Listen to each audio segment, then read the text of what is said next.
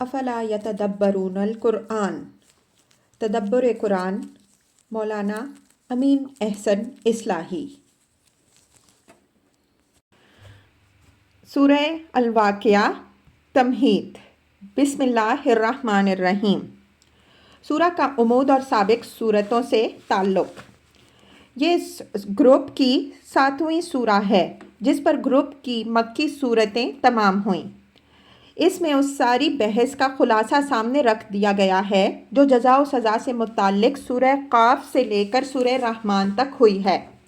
پچھلی صورتوں میں اس موضوع کے تمام اطراف آفاق و انفس اور عقل و فطرت کے دلائل کی روشنی میں زیر بحث آئے ہیں۔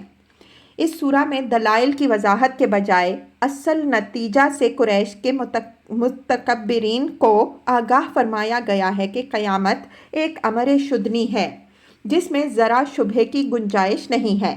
تمہیں لازماً ایک ایسے جہان سے سابقہ پیش آنے والا ہے جس میں عزت و ذلت کے اقدار و پیمانے ان اقدار و پیمانوں سے بالکل مختلف ہوں گے جو اس جہان میں معروف ہیں۔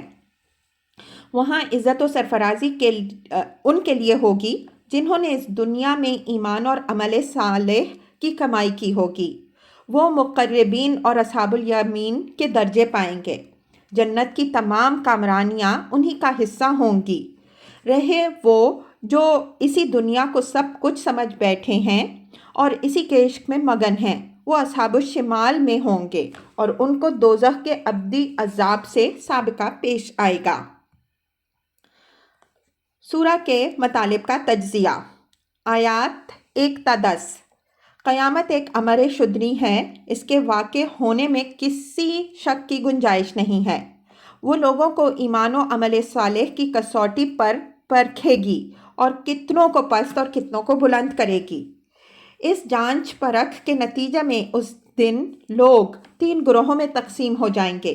ایک گروہ اصحاب الیمین کا ہوگا، دوسرا اصحاب الشمال کا ہوگا اور تیسرا گروہ سابقون الاولون کا۔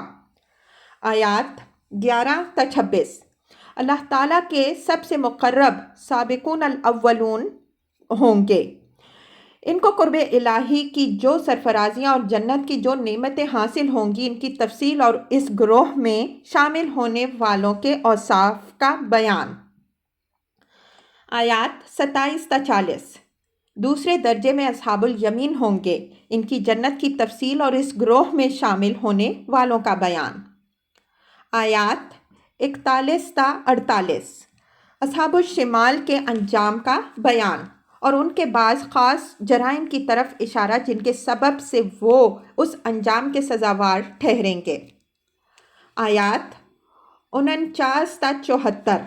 قریش کے مستکبرین کو خطاب کر کے یہ تنبیہ کہ اصحاب الشمال کا جو حشر بیان ہوا ہے یہی حشر تمہارا بھی ہونا ہے اگر تم گمراہی اور تکذیب کی اس روش پر اڑے ہوئے ہو۔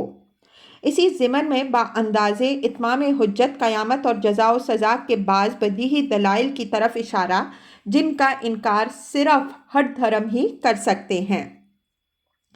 آیات 75 تا 96۔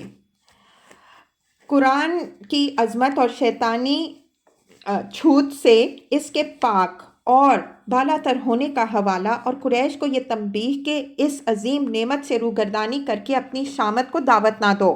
یہ کتاب جس انجام سے آگاہ کر رہی ہے وہ ایک حقیقت ہے۔ خوش قسمت ہیں وہ لوگ جو آج مقربین اور اصحاب الیمین کا درجہ حاصل کرنے کی جد و جہد کریں، ورنہ یاد رکھیں کہ جو لوگ ان درجوں سے محروم رہے وہ اصحاب الشمال میں ہوں گے اور ان کا انجام نہایت دردناک ہے۔